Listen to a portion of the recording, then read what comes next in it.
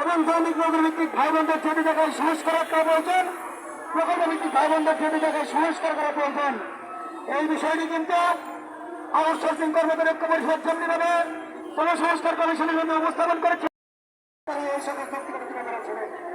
আমরা দেখেছি বারবার এই সকল ব্যক্তিবৃন্দ যারা আমাদের সংস্কার কমিশনের কমিটিতে আছেন, তারা কিন্তু বিচক্ষণতার সহিত আমাদের যে সকল দাবি, সেই দাবির বিপক্ষে যে সকল বা পক্ষে যে সকল ব্যক্তিগত, সেই ব্যক্তিগতগুলো তুলে ধরেছিলেন খুব সুন্দরভাবে।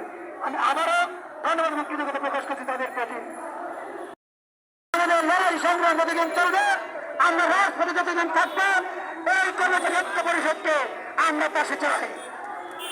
আজকে যদি কর্মচারী ঐক্য পরিষদ আমাদের পাশে থাকার ঘোষণা দেন, তাহলে আমরা দাবি আদায় না হওয়া পর্যন্ত আমরা তাদের দাবি আদায় করে ঘরে দিব।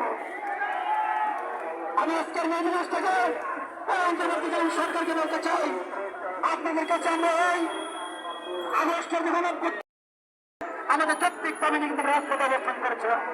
আপনারা আমাদের সাথে বারবার বসেছেন এবং স্বীকার করেছিলেন আমাদের দাবি নাকি যৌক্তিক, অনতিবিলম্বে আমাদের দাবি আপনি মেনে নেবেন। হঠাৎ করে আমাদের জনসংস্কার কমিশন রিপোর্টের আপনারা প্রতিষ্ঠা করেননি। আপনাদের নীতিমালা প্রণয়ন করেছেন, সেখানে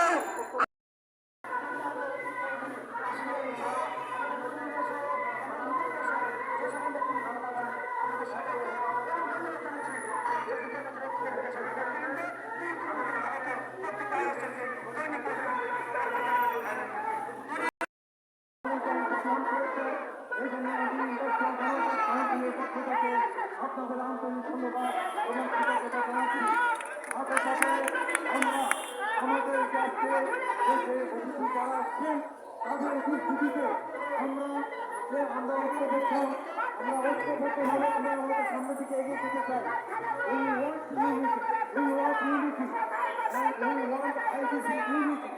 আমরা সেই ICC unity অনুযায়ী আমরা সেটাকে সামনে আরো কিভাবে এগিয়ে যেতে পারি, আমাদের কার্যকরীকে আমরা সামনে তুলে করতে পারি, আমরা